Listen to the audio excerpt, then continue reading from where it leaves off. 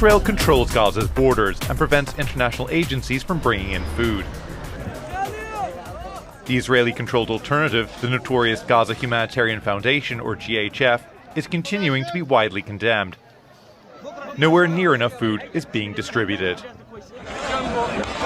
And since May, more than 1,000 Palestinians seeking food have been killed by being shot at GHF sites, or crushed in stampedes as desperate people rush to get food.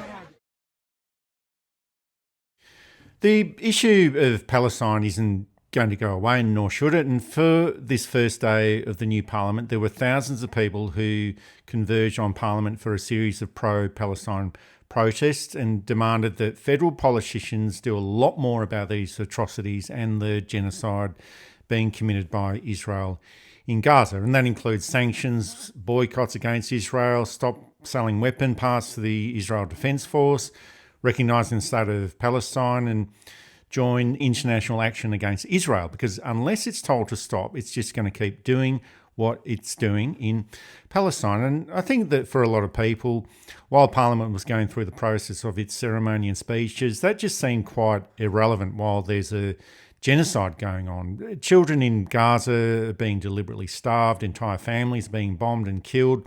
Most of Gaza is being turned into rubble, and the world community, including Australia, is failing to stop this from happening. And during the week, Australia was one of the 28 countries that signed a statement condemning the actions of Israel, saying clearly that what's happening in Gaza violates international law. But they've said this many times before, but it's still far too little and far too late.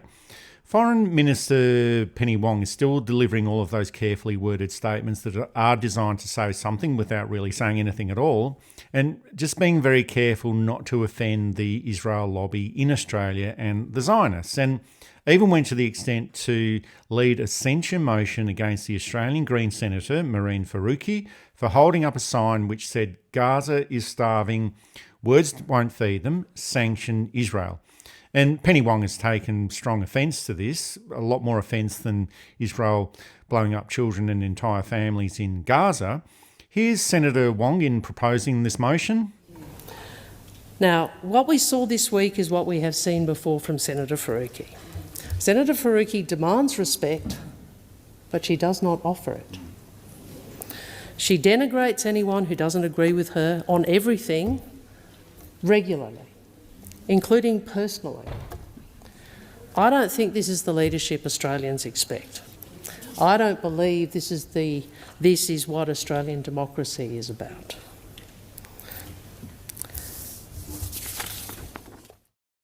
And it's not any old censure, it's an extreme disapproval and profound disapproval, and also includes an extended censure that it's not appropriate for Senator Faruqi to represent the senator as a member of any delegation during this life of this parliament. And this is absolutely outrageous, David, holding up a sign calling for the sanction of a foreign government, and Senator Faruqi is effectively banned from the parliament for 3 years. Here's Senator Faruqi's response. And I will not back down from this call, because Palestinians are being murdered, starved and displaced by Israel as we speak. And all you can do is crack down on people who protest, who tell the truth, who hold up a mirror to you all for your silence and complicity. Labour and the coalition in this chamber wants to avoid the truth. You don't want to see it or hear it.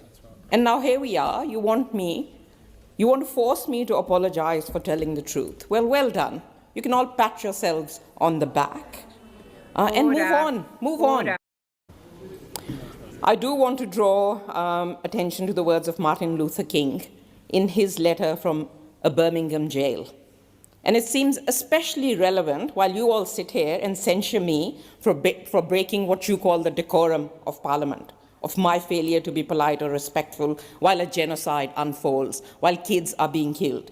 He wrote of his frustration with the white moderate, who is more devoted to order than to justice, who seeks only the absence of tension rather than the presence of justice, who says, I agree with the goal you seek, but I cannot agree with your ways of achieving it, who has a paternalistic belief they can set the timetable and decorum of another people's freedom.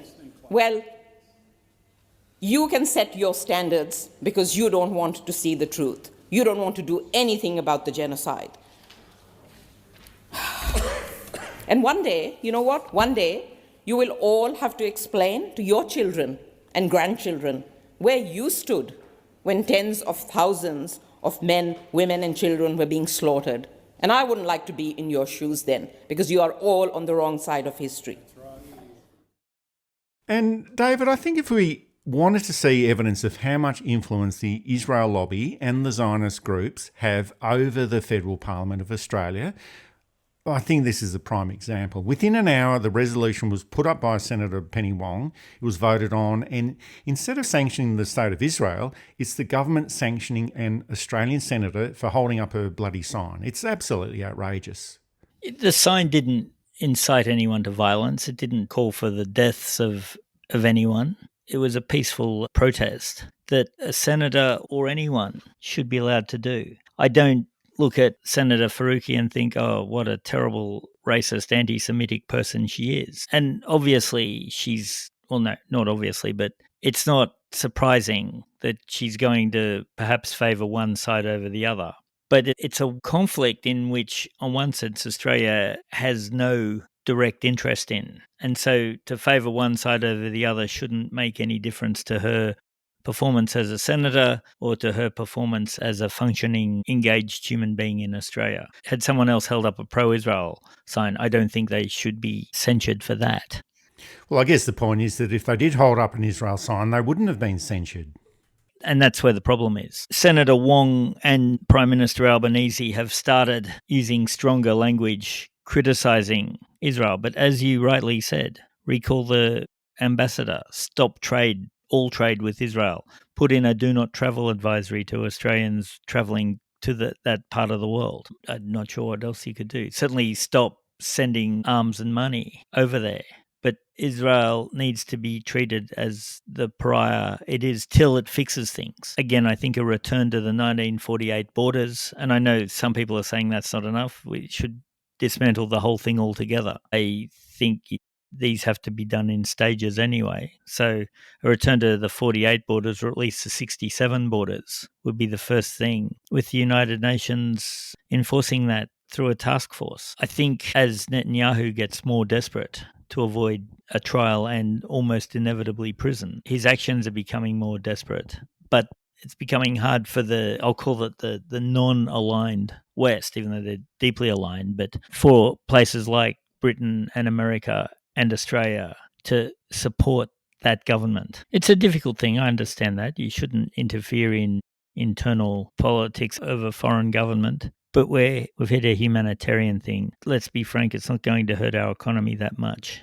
Whereas you might argue that hitting China too hard will ruin the country, or hitting America too hard will ruin the country. Hitting Israel hard will show Australia to be a much more principled place than it's been showing itself to be over the last few years, and not hurt us that much.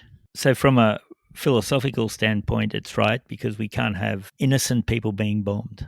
I think they've got 2 Hamas leaders in the 18 months, but 60,000, 50,000, 60,000 people have been killed.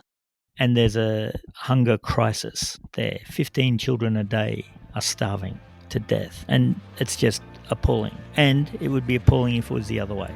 I think it's time the world stood up properly. Words aren't enough in this case. We need actions.